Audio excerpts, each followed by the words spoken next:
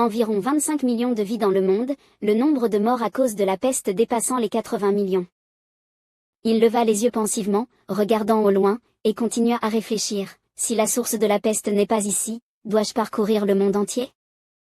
Un cri retentit derrière lui, attirant l'attention de Shenbei. Grand Dieu, miséricordieux Dieu de la peste. Il se tourna pour voir. Éléonore se précipita vers Shenbei et dit, « Pardonnez-moi pour mon manque de politesse et de formalité. Selon vos instructions, j'ai tout fait pour amener tout le monde ici. » Derrière Éléonore se trouvaient deux nombreux malades, qui faisaient de leur mieux pour la suivre et rencontrer le Dieu afin de guérir. Devant la foule, Shenbei ouvrit les bras avec bienveillance et dit, « Approchez-vous, ne craignez pas ces pauvres enfants. » Une jeune famille s'approcha de Shenbei, ils le regardaient bouche bée, tous en toussant continuellement à cause de la maladie. Shenbei étendit les bras vers la petite famille, son pouvoir viral s'étendant autour d'eux comme des racines d'arbres, tout en disant, « Que vous soyez libérés de l'invasion de la peste. » Là où son énergie passait, le virus était absorbé. Il commença par absorber le virus du petit garçon sur le point de mourir. Ensuite, l'énergie de Shenbei se déploya soudainement, il souleva le petit garçon et le fit s'élever, son énergie se frayant un chemin tel un serpent entre les gens, absorbant tous les virus pathogènes, et l'air devint silencieux. Après un moment, la petite famille s'était rétablie. Le garçon dans les bras de sa mère sanglotait en appelant sa maman, la fille, les yeux pleins de larmes de bonheur, regardait son père. Le petit garçon dans les bras de sa mère ouvrit grand les yeux et dit à voix haute, « Maman, maman, ne pleure pas, je ne souffre plus. »« Maman, tu ne te sens pas bien encore ?» La mère, émue, serra son enfant contre elle en répondant, « Ce n'est rien, maman ne souffre plus non plus. » Les gens guéris par Shenbei s'exprimaient joyeusement entre eux, « C'est merveilleux, je me sens tellement mieux.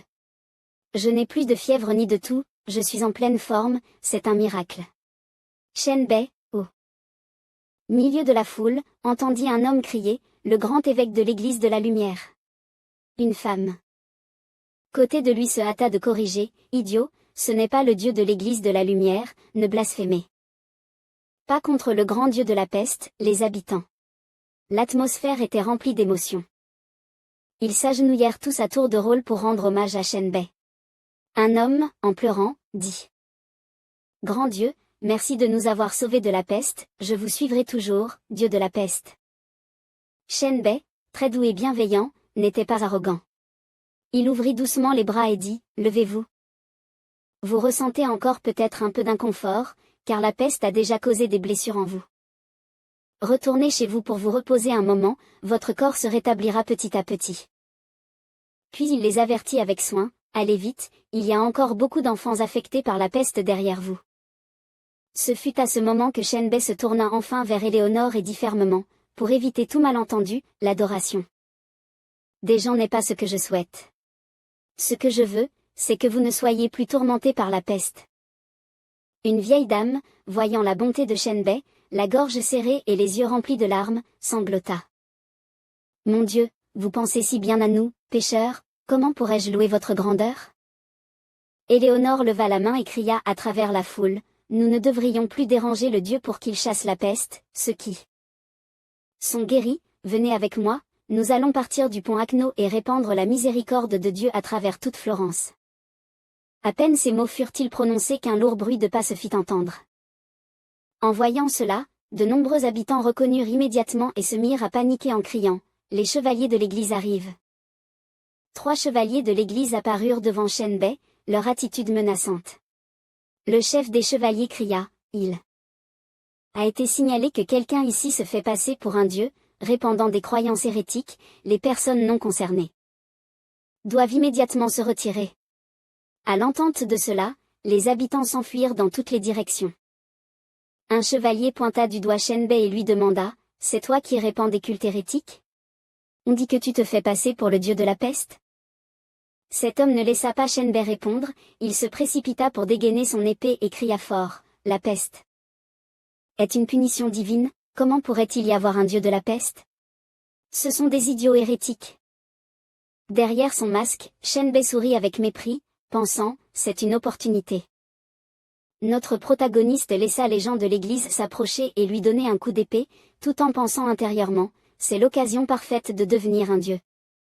Ce n'était pas seulement ce coup d'épée, les deux autres s'élancèrent également pour poignarder Shenbei, qui fut légèrement repoussé en arrière.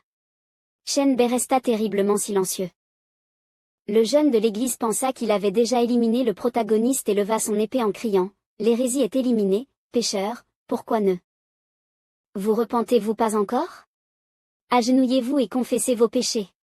Vous avez été trompé par l'hérésie, c'est la raison de votre peste. » Cependant, les deux autres remarquèrent quelque chose d'anormal et signalèrent immédiatement, « Capitaine, il... » Ces personnes restèrent stupéfaites, terrifiées.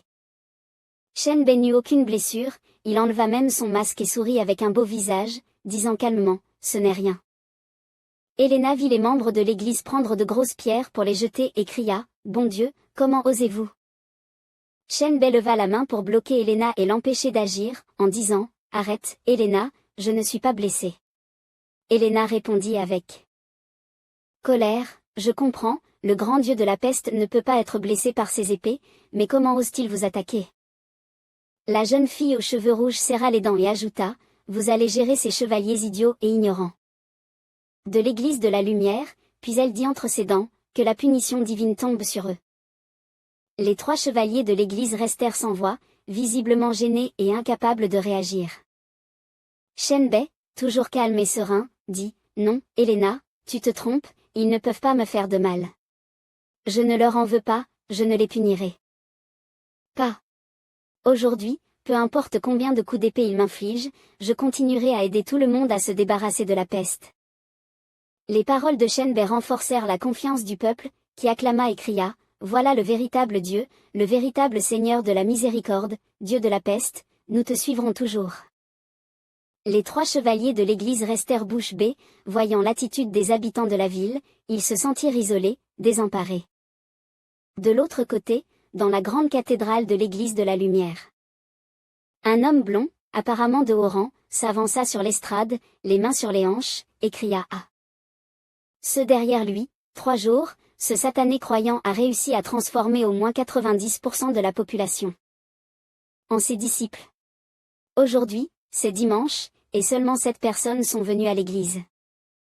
Cet évêque montra une expression mécontente, serrant les dents, et continua avec colère, « Ce jour-là, sur la place, le Seigneur aurait dû envoyer tous les chevaliers pour le tuer, mais vous avez insisté pour m'en empêcher. Maintenant, nos gens sont partis. Là-bas, et même les chevaliers ne sont plus que 5, nous n'avons même plus assez de force pour protéger l'église. » L'évêque, impassible, répondit fermement, « Je maintiens mon avis, grand archevêque Aken, tu as vu ce qui s'est passé ces 3 derniers jours. » Aken fronça les sourcils, visiblement mécontent. Cependant, l'évêque âgé, jaune, regarda au loin et poursuivit, « Il est apparu si soudainement, montrant sa capacité à chasser la peste. En seulement 3 jours, il a parcouru toute la ville, soignant tous les malades. » L'évêque John conduisit l'archevêque Aken vers la place et analysa calmement, il a enseigné à ses disciples comment prévenir et stopper la propagation de la peste. Il a guidé ses disciples à s'occuper et à soigner ceux qui étaient guéris de la peste mais dont la santé n'était pas encore rétablie. Ensuite, son visage devint sérieux alors qu'il commençait à reconnaître les capacités de Shenbei, bien que sa doctrine soit difficile à comprendre. Ces mots nouveaux, comme micro-organismes, hygiène, prolifération des bactéries, mais il n'a jamais exigé que ses disciples fassent des sacrifices. L'évêque John semblait avoir pris une décision éclairée. Il conclut son analyse en ajoutant, il a aussi dit que le Dieu miséricordieux ne ferait pas se battre entre eux. Ceux qui sont bons, simplement à cause de la foi. L'archevêque Aken sembla un peu contrarié et ouvrit la bouche. Puis, l'évêque John continua, si nous étions intervenus ce jour-là, il n'y aurait plus aucun doute aux yeux de la foule sur qui est le Dieu et qui est le démon. En entendant cela, l'évêque Aken semblait ne pas l'accepter et répliqua, on dirait que tu es un fidèle du culte de la peste, John. Ensuite, toujours plein de colère et d'arrogance, il gronda John, ne t'inquiètes-tu pas pour l'église de la lumière, pour notre Seigneur? L'évêque John posa sa main sur sa poitrine, regarda le ciel et dit d'une voix forte, notre Seigneur est le Dieu suprême, nous n'avons pas à nous inquiéter pour lui. Ce dont nous devons nous préoccuper, c'est de nous-mêmes. J'ai déjà écrit au pape pour lui parler de ce qui s'est passé ici. La scène se déplaça vers notre héros, qui tenait une sphère d'énergie lumineuse flottant dans sa main. De l'énergie rouge flottant au-dessus de sa paume. Il réfléchit, c'est la graine de la peste. Shenbei était dans la chambre d'un noble, assis sur une chaise somptueuse, dégustant tranquillement du thé. Tout en se reposant, il pensa, puisque toute la ville de Florence est infectée, quand je l'ai extrait, elle s'est condensée ainsi. Savoir comment obtenir. La graine de la peste est une chance, mais l'avancement dans toute Florence est à peine perceptible, quelle mauvaise nouvelle. Une annonce du système s'afficha, graine de peste, progression de la peste noire condensée à 0.001 obtenue. L'énergie de la colonne de peste est établie. Ceux qui prient et reçoivent le baptême peuvent transférer la peste dans la colonne, et la peste dans la colonne se transformera en graine de peste. Shenbei baissa la tête, fixant l'horizon en pensant, il semble que je doive parcourir le monde entier pour la condenser complètement. À ce moment-là, Elena entra en ouvrant la porte et dit, « Maître, les fidèles les plus loyaux vous attendent. » Shenbei, encore perdu dans ses pensées, se ressaisit brusquement et dit, « D'accord, je viens. » Il sortit pour rencontrer les fidèles, et Elena s'inclina respectueusement en passant à côté de lui. En voyant Shenbei apparaître, les citoyens se mirent à acclamer, exultant de joie. Des milliers de citoyens de Florence se rassemblèrent devant la maison où Shenbei se tenait, s'inclinant profondément. Comme s'il était une divinité descendue sur terre pour sauver tous les êtres. Shenbei se tenait devant la foule. Enthousiaste en criant, « Dieu de la peste, tout se décompose, les êtres ne périssent pas. » Shenbei leva la main pour indiquer à tout le monde de cesser, et dit à haute voix, « La peste de Florence a été éliminée, je vais maintenant aller ailleurs. Avant de partir, je vais laisser quelque chose pour vous. » Shenbei tendit une main, déployant son énergie pour créer une colonne de virus magique, semblable à une flamme, et la désigna en expliquant, « Colonne de peste, voici la colonne de peste, ceux qui prient et reçoivent le baptême peuvent éliminer la peste. » Les citoyens de Florence étaient extrêmement émus, les larmes aux yeux, et crièrent à haute voix, « Merci, grand Dieu, pour ce miracle. » Inquiets que les citoyens dépendent trop de la colonne de peste, Shenbei leur conseilla, « Ne vous y fiez pas trop. Une fois que j'aurai emporté la peste et quitté ce monde, elle perdra son efficacité. Souvenez-vous des méthodes de prévention et des points clés que j'ai enseignés. » Puis, il les regarda tendrement, réconfortant les pauvres citoyens, « N'ayez pas peur, mes enfants, vous pouvez coexister harmonieusement dans ce monde. Utilisez-les avec sagesse, ils finiront par vous aider. N'oubliez jamais les enseignements du culte de la peste. » En entendant cela, Elena s'approcha activement de Shenbei, rougissant, et lui dit, « Nous nous souviendrons de vos enseignements, nous garderons les préceptes du culte de la peste, nous établirons une église de la peste et y prêcherons vos enseignements jusqu'aux confins du monde. » Shenbei caressa affectueusement la tête d'Elena et dit, « Merci, tu te chargeras de tout cela à partir de maintenant. » À ce moment-là, Shenbei pensa que tout était bien organisé. Tel un sauveur, il se tenait devant les nombreux citoyens qu'il avait sauvés, et avant de partir, il leur dit, « J'espère que vous n'aurez plus jamais à souffrir de la peste. Adieu, mes enfants. » De l'extérieur de la ville, les acclamations pour le culte de la peste se firent entendre, tout se décompose, les êtres ne périssent pas. Il sortit de la ville et se retourna un instant. Il entendit encore les acclamations, tout se décompose, les êtres ne périssent pas, tout se décompose, les êtres ne périssent pas. Shenbei marcha, jetant un regard derrière lui, ressentant un certain sentiment de fierté et de gratitude, marcher si loin et encore entendre les gens de la ville proclamer à haute voix la doctrine, je n'avais pas imaginé que les gens de cette époque seraient aussi passionnés par la foi. À ce moment-là, Shenbei s'arrêta et tourna son regard vers la droite, pensant, « Mais c'est exactement ce que je voulais, cela m'aidera énormément à collecter les graines de la peste. » Dans son esprit, il semblait surplomber le vaste monde, calculant le chemin devant lui, planifiant son futur développement. Shenbei voulait aller encore plus loin, non seulement en tant qu'homme, la réputation de Dieu attira les gens vers moi, cela rendra ma collecte de graines de peste beaucoup plus facile. Sans cette réputation divine, je craindrais qu'il me faille au moins 10 ans pour terminer cela. Maintenant, cela sera bien plus facile. Shenbei se jura silencieusement, alors, accomplissons cette quête en utilisant l'identité divine. Son regard était plus déterminé que jamais. Quelques jours plus tard, au Vatican dans la basilique Saint-Pierre. Un homme vêtu d'une robe verte et aux cheveux roses était à genoux devant le pape, qui était assis sur un trône, et il dit respectueusement, « Saint-Père, que Dieu vous bénisse, pourquoi m'avez-vous convoqué ?» Le pape, assis sur son fauteuil, ouvrit la bouche, « La défaite dans la guerre de l'Est m'a déçu, les démons ont profité de l'occasion pour libérer la peste, affectant tous les êtres. » Le pape mentionna l'affaire de Shenbei. À ce moment critique, un fidèle a utilisé la peste pour ôter des croyants qui appartenaient à notre Église de la Lumière. Le chevalier en armure de fer est le chef de l'ordre des chevaliers du Saint-Siège de Saleron. Il demanda. Nouveau au pape, vous voulez dire que celui qui se fait appeler le dieu de la peste peut le faire? Éliminer la peste? Ces croyants indécis ont-ils une cervelle? Ils croient vraiment à cette supercherie.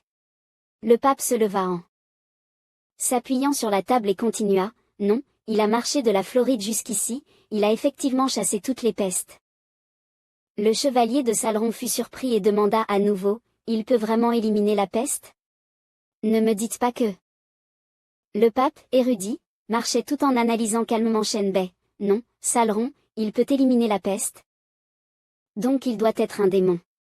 Les démons libèrent la peste, puis la reprennent, pour masquer un miracle, tromper les fidèles de l'Église de la Lumière, les faire souffrir et les empêcher d'atteindre le ciel.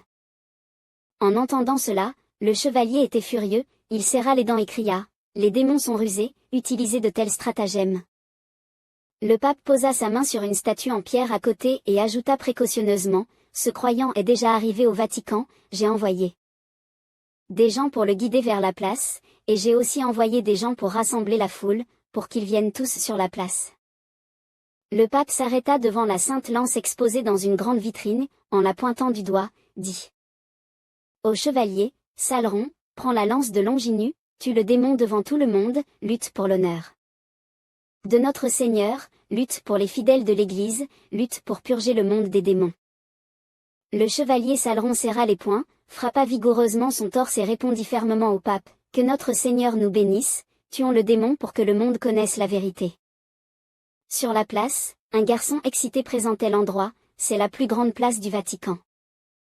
En sautillant joyeusement, le garçon guida Shenbei, ses yeux plissés en sourire, et lui dit en marchant, « Attendez un moment.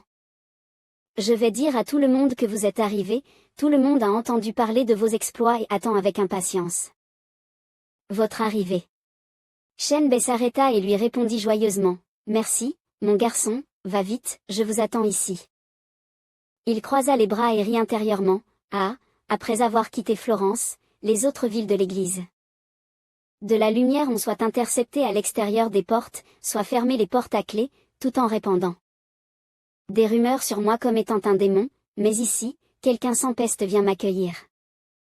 Shenbei leva les yeux vers le ciel, souriant avec mépris, et murmura, comme prévu, des méthodes basses.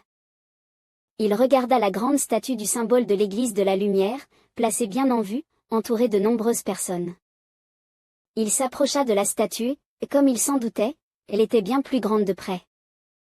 Shenbei leva les yeux et observa attentivement un moment, pensant, il semble qu'il n'ait pas pu tenir plus longtemps, qu'ils aient décidé de régler définitivement mon cas ici, dans leur bastion. Puis il fronça les sourcils, son expression devenant plus intéressée, et pensa, mais c'est aussi une opportunité, régler cette église qui me cause tant de tracas, c'est précisément ce que j'attendais. Shenbei esquissa un sourire arrogant, allons-y, voyons quelle méthode vous allez utiliser.